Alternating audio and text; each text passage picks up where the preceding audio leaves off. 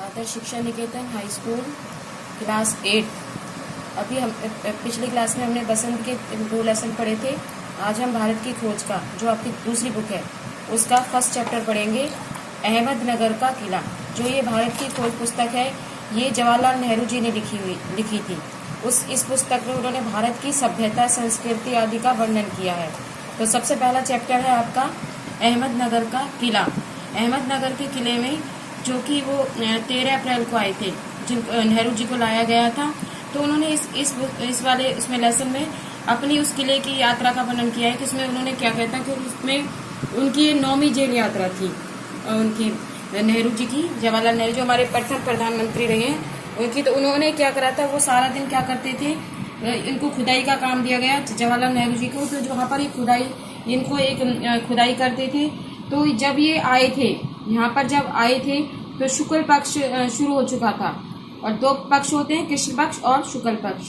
तो शुक्ल पक्ष शुरू हो चुका था। तो इस तरह से ये उसके महीने का पता लगा लेते कि 1 महीना बीत चुका है, क्योंकि शुक्ल पक्ष के बाद कृष्ण पक्ष आता है। तो इस तरह से ये जो हमारे लेखक थे, उन्हें अपने समय का ज्ञान होता था। उसके बाद इन्होंने इस पुस्तक में जैसे इसका वर्णन किया है इस वाले लेसन में, अतीत का भार की अहमदनगर के किले में वो खुदाई का काम करते थे जवाहरलाल नेहरू। तो जब जवाहरलाल नेहरू वहाँ पर तपती धूप में वो क्या करते थे, फूलों की क्यारियाँ बनाते थे। तो अहमदनगर का जो किला था उसमें इनको ठहराया गया था। तो किले की खुदाई के बाद उन्हें कुछ ऐसी चीज़ें मिली, क्योंकि वहाँ पर पथरीली मिट्टी थी।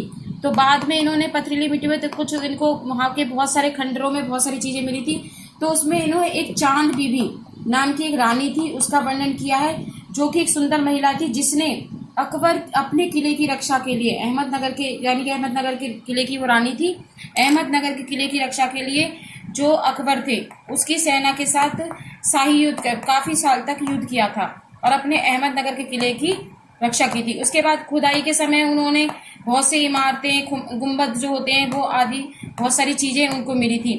परंतु ये काम थोड़ा सा कष्ट होता चला गया, क्योंकि खुदाई के लिए इतने सारे औजार नहीं थे। तो बाद में लेखक ने इसका खुदाई का काम बंद कर दिया और फूलों की क्यारियाँ वगैरह बनाने लगे थे। और वो समय का ज्ञान उन्हें कैसे होता था कि शुक्ल पक्ष में आए थे, और शुक्ल के पक्ष के बाद 1 महीने बाद होता है कृष्ण पक्ष। तो इस तरह वहाँ घड़ी वगैरह तो होती नहीं थी, तो वो अंदाजा लगा लेते थे कि 1 महीना बीत चुका है। उसके बाद आता है आपका अतीत का दबाव। अतीत के दबाव में यह है कि एक तरह से जो हमारा जो अतीत था वो इतना अच्छा नहीं था, भला बुरा दोनों में अभिभूत था।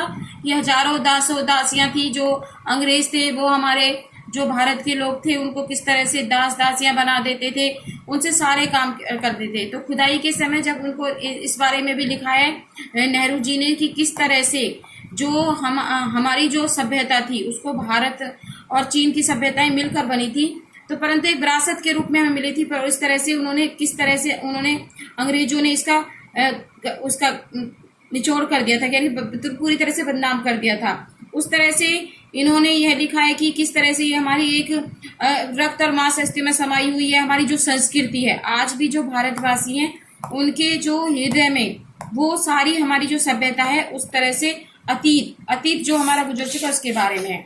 तो इस बारे इतना ही पढ़ाऊंगी, छोटा लेसन है। इसमें इस भारत की खोज पुस्तक को उन्होंने 5 भागों में डिवाइड किया है।